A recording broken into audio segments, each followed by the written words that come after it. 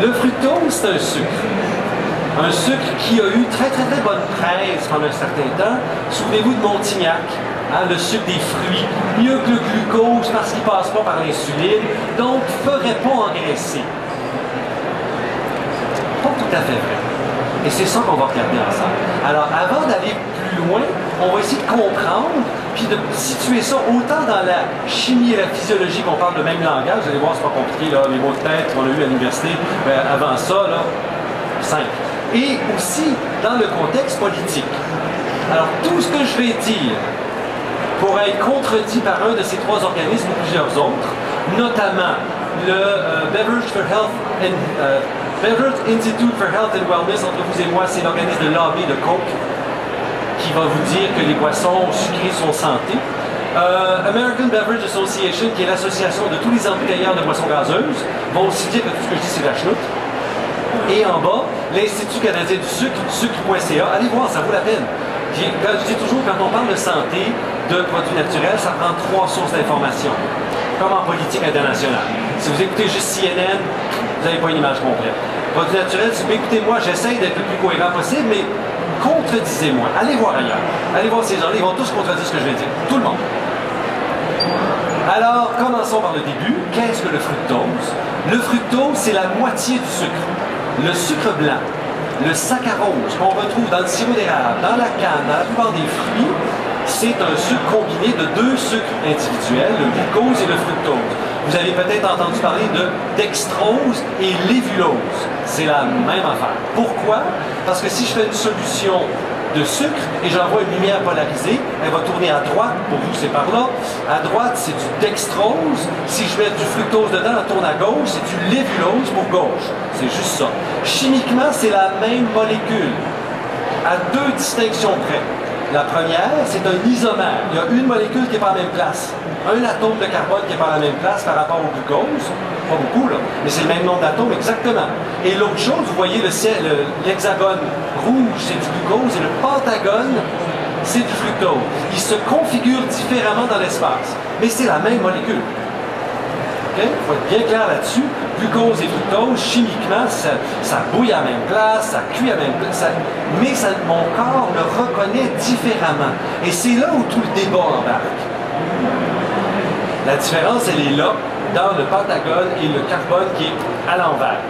Quand ils sont soudés ensemble, dans la nature, ils font le saccharose ou le sucrose. C'est la même affaire. On aime ça mettre des noms, ça a l'air plus savant, mais des noms différents, c'est la même chose. Mais on a l'air plus savant. Vous savez qu'en médecine, comment on appelle un patient qui est couché? On dit qu'il est en décubitus. Hein, le cubitus, il est couché. Décubitus. En fait, cubitus, il est ici. Hein, cubitus radius.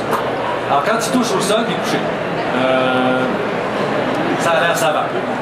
Alors, lié chimiquement, mon corps a une enzyme pour les séparer, qui est la saccharase, ou la sucrase, qui les coupe en deux. Et mon corps est très bien fait pour les métaboliser quand ils arrivent ensemble. Le problème, c'est que dans notre société, il y en a trop, mais il est bien fait pour l'occuper. Qu'est-ce qui se passe quand il arrive tout seul? Oh, première question. Quand le fructose arrive tout seul, première question qui n'est pas résolue. L'autre chose, c'est la quantité. La quantité de sucre dans notre alimentation. Remontons, là, mon tableau va jusqu'en 1800, mais on peut aller en 1700. À cette époque-là, le sucre de canne, là, il n'y en avait pas. Hein, nos colons, à l'époque, là, qui vivaient dans le dernier rang, il y avait du sirop d'érable, mais pas grand-chose d'autre. Et donc, on consommait un gros max de 8 kg par année de sucre. Du gros max, en fait, c'est des chiffres moyens. C'est sûr que Monsieur Chose industriel en ville, là, Monsieur Redpath, à cette époque-là, devait consommer plus de sucre que Joe cultivateur à Saint-Henri-de-Beauce. Mais en 2000, regardez la progression. De 8, on est monté à 80 kg par personne par année. Ça commence à faire peur. D'autres chiffres, j'aime ça mettre des chiffres, ça a l'air brillant. Avant 1700, il n'y en a pas.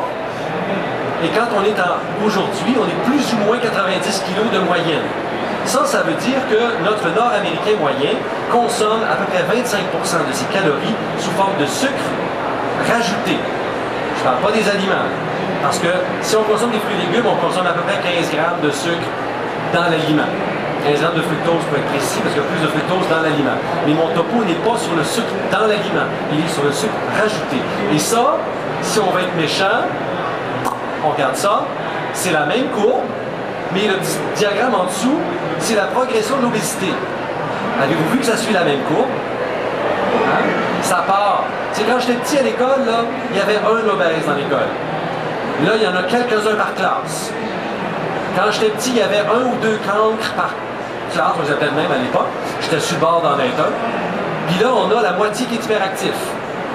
Y a-t-il quelque chose qui a changé en 50 ans? Peut-être. Et ça, c'est un exemple. Et on peut faire la même courbe pour les maladies cardiaques. Là-dessus, pour le diabète.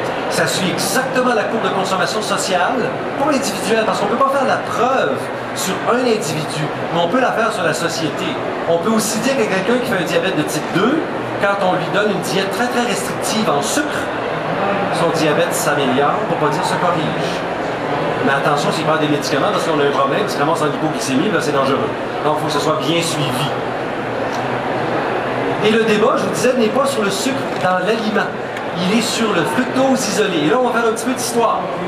L'histoire, c'est que dans les années 60, le gouvernement américain a subventionné la recherche industrielle pour trouver un sucre de remplacement pour le sucre de canne.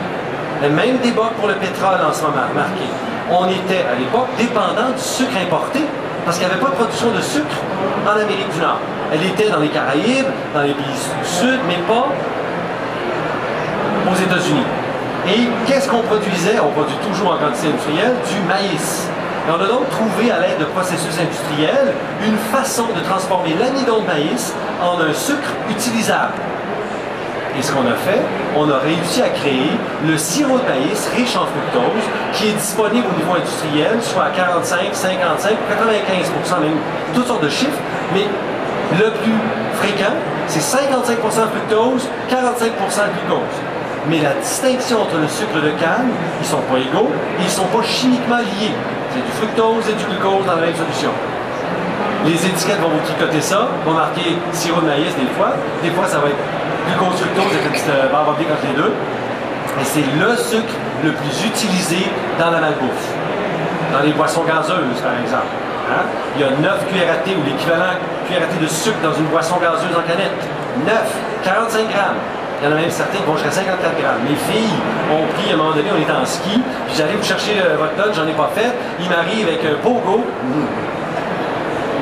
Et il y a une espèce de boisson chocolatée de Nestlé, où sur l'étiquette nutritionnelle, il y a 53 grammes de sucre. Oui, mais la portion, c'est la moitié de la bouteille. Fait qu'ils ont ingurgité, une chance qu'on était en ski, on a brûlé beaucoup, ils ont ingurgité 100 grammes de sucre. Comme ça. Hein? Il est là le problème.